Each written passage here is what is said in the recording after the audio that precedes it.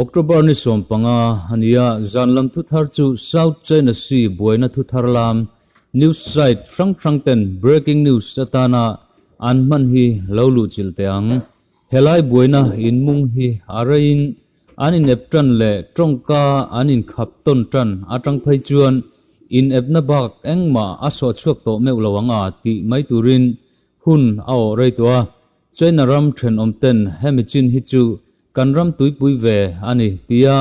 an hau ve chin po khochak dragon khian katawe kani ati hlur mai bok sia ram te naw jok te an mang anga in sum don ton na ram dang ne na an nei thin te po arorel hun chung tur bithia neilova in siama China supreme leader nina in bel president Xi Jinping khian akhua khirsak changla atama sanghaman tu ten anram tuipui china ankal emo anin ti lain puzia khian an tuipui chin pela sangha ronmana puin sanghaman tu mirathai te thlengpon aloman lole indo long mangtein alo ho fo boktrin ani chutianga khi Pacific tuipui peng pakhat zaw em mai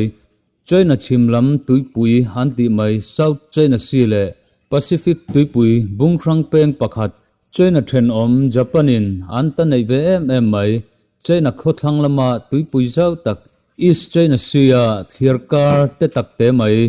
Japanin Senkaku Island tia ahming anvua po China hian achu buain Japan nen hian thren om in milo zata anchu phatwa ral thuam nen anin ebdeu rap rengfowa Japan hian nipui tamlama te economics lama te ral thuam lama athenom pa hi akhan lo na samai boksia US lam onin anin betha chawa chutiang chuan South China Sea chevel ram te point US an aw ani bermaya America tan hian luhaina tham atling ve ngein arin om ani Mediterranean Sea lama an korang boka Afghanistan lama te Africa khomwal pui lama politics cultural le anram chung boina te inrol turin anbei sei zel mai boka US a rorel na ain le thal thoka Donald Trump aron ding chuaka ama insoidan taka politician po ningai mi alo America president te thutna Oval Office aron thuta vung mai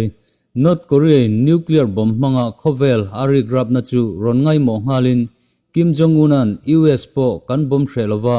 kan duna lai kan kap pha kani tia alo in rau sakna chu ngoi mak durin anor tom hal tok ani bermai nuclear ades le ul thin po atop santa tiang chuan China in athen om nai te a ramte takte te ho awawna chu ti top turin South China Sea hian a bomber aron thlo kwaltir ta duai mai bok ani kha khata tangkhan China nen hian in mu thiam ni an nei tak to lawa khovel economy lian le ramro pui panhi chu hunrei tak chung anin ep tareng maya boruak al chuak mai tura ngai thei turin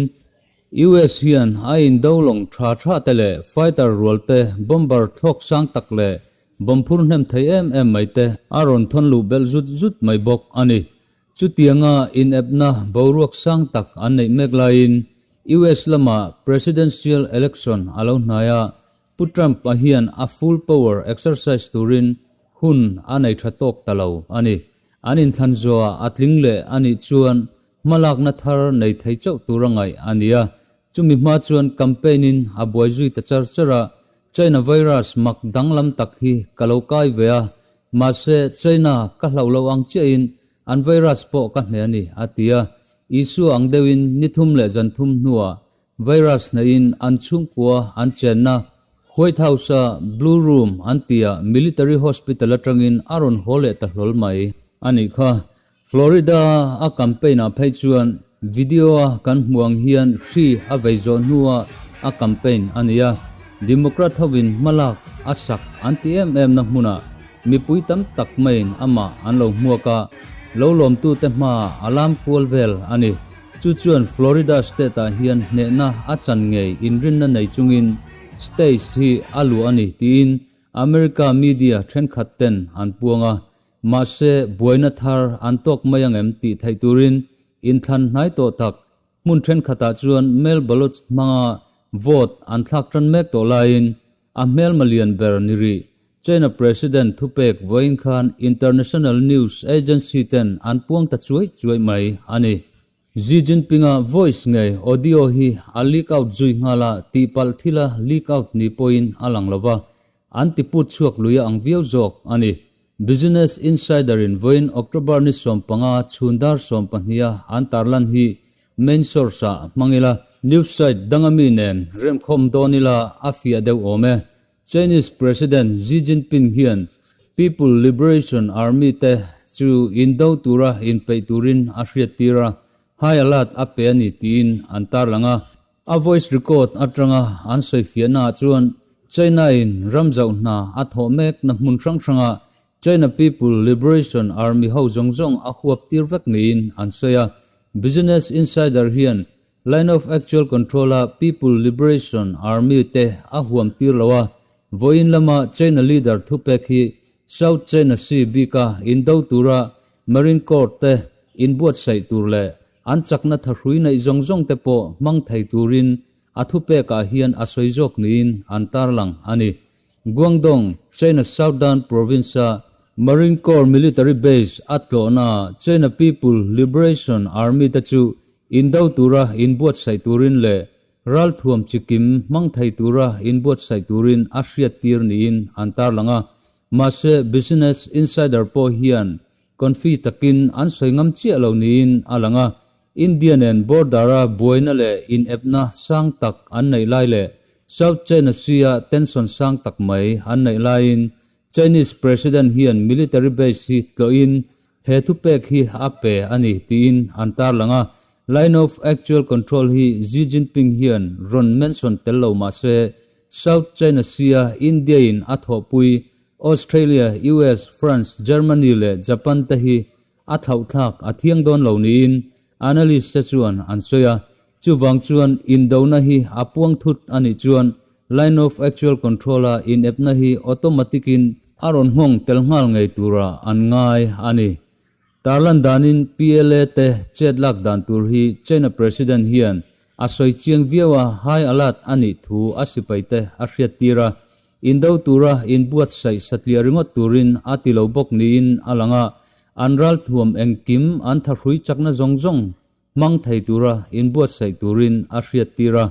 heiba ka hian indona chau focus turin order achu bok ani order hi anep lo hlea anram veng him turle khoyatrang po ram dang bei na zongjong po changlet thai turin afui boka South China Sea US force te po anin ral ring hal hle ni in antar langa mase Chinese President Xi Jinping hian indona apuang ani chuan Pentagon hian an sipaita le force zongjong te indau turin anin peinin an soibok Malacca Strait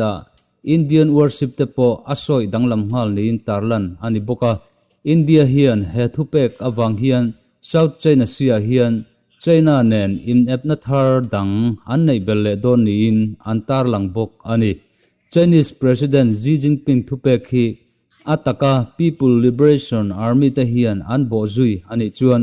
India nen anin karchu in kana bak aom thaito don lo news site trend khat chuan line of actual control po boruak atisang halin Indian Army tele Air Force te movement thak danglam ani niin antar langa India Special Frontier Force te po anin ralring hle niin antar lang South China Sea boina hian China hian indona achok chuak ani chuan India hian oil alak luna kongpui Strait of Malacca hi azongjong in kharpin atum dona chu China hian adu don lo wangin indona hian India hi azuang lut tel don ni in tarlan ania Strait of Malacca kaltlang hian China hian oil amamo 80% vel hi ala lut thina oil chawlo po sum don na dang akalpuina kong poimo le khan poimo tak ani bok ani kuat dramte in thunjom na nget tak mai siam alo ni to chu wang chuan China hian South China Sea hian indona apuang ani chuan line of actual control hian silai apok zui ve ngal thoin an ringbok mase war analyst tam tak chuan Chinese President hian US presidential election hian Trump hi tling to lo se adua wangin a campaign boruak chok boi thai tur khop Indo tura in pei turin China People Liberation Army Marine Corps te thupek apek na hi avor dar lui nia hanrin thule tu nanga ram tam takin an pompui lo le ane bron mek laya Indona athan hi anring lo le bok ani he athupek le US presidential election race kalmek hian injomna anei ngei anring bok Business Insider hian an tarlan danin hunrei lo te kalta tangkhan Strait of Malacca kaltlanga China in oil alak luna dancha aninan hian India puiturin US indolong ro puipanni anom rangni in antar langa aircraft carrier USS Ronald Reagan chu Indian Ocean huam China aron taluta US Nimitz class nuclear power mang super carrier anti mai USS Nimitz po US Navy Special Force tamtaknen Indian Ocean anom mek ni in antar lang bok ani hetianga boruak asan thut chan hi US chet veldana China lam hi an ngai athalo jok ni in analyst thren khat chuan an soi ve thunga achan chu US indolong rual South China Sea China nai tak taka om jong jong te an tol hla ma se anin nu do na lam nilovin indona chuak mai thailaka anin ven na le China in khomwala tanga aron baina laka himjok tura an tol kirni in an ngaya tunkar thotan ni kalta mai khan US hian engber nge ti puanjar nilo advanced weapon system Taiwan sarkar nena ape boka heng jongjong te wang hian US malak na chu indo tura in buat saina lam hoi ani wangin Chinese President Xi Jinping hian asipai te hi indona machon thut thai ani wangin indo tura in buat sai tur hian thupek hi ape nia ngai antam hlebok ani indona em apuang lo ero thilom omlama ngaila mase hethupek hian Asia le trangrual polte asoi hingdot ani bermaya China hi aneb lauti hi chu khoiram po hian anhreveka ama chontu langsarber US hi ropuin power chaklema se atan rual pui ramte po neblo tak tak ani chung hian indona apuang zui ani chuan China khi nuai chiat vek po ni se adau tu ramten nasatakin antur ve thodon ani breaking news ani wangin aranglamin video karonda athumil picture po karonda mumal tawak lawa tin thu atama wangin atakachet na le thalak engma mutur thar awm lobok ani borok thar dangthleng le awmani chuan rainbow channel a hian in lo ngai chang zel don nia